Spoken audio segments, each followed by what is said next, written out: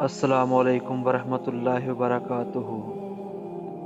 دوستو، آج میں آپ کو نبی کریم صلی اللہ علیہ وآلہ وسلم کی زندگی کا ایک ایسا واقعہ سنانے جا رہا ہوں جسے سن کر دل محبت رسول سے بھر جاتا ہے۔ جب مکہ مکرمہ میں کفار نے اسلام کی مخالفت بہت بڑھا دی تو رسول اللہ صلی اللہ علیہ وآلہ وسلم لوگوں کو اللہ کا پیغام پہنچانے کے لیے طائف تشریف لے گئے۔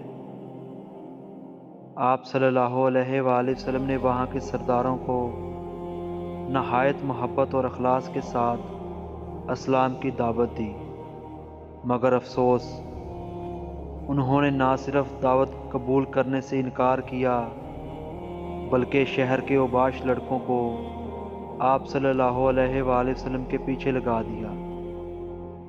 وہ لڑکے آپ صلی اللہ علیہ وآلہ وسلم پر پتھر برساتے رہے۔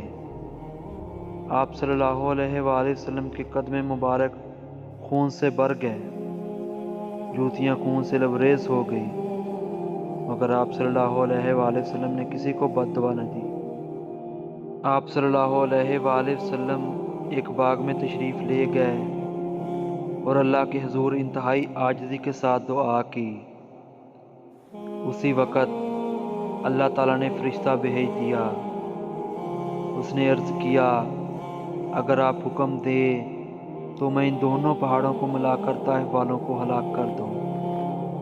لیکن آپ صلی اللہ علیہ وآلہ وسلم نے فرمایا، نہیں، میں امید رکھتا ہوں کہ اللہ ان کی نسلوں میں ایسے لوگ پیدا کرے گا جو صرف ایک اللہ کی عبادت کریں گے۔ سوچئے، جن لوگوں نے آپ صلی اللہ علیہ وآلہ وسلم کو لہو لہان کیا، ان کے لیے بھی آپ نے ہدایت اور رحمت کی دعا فرمائی۔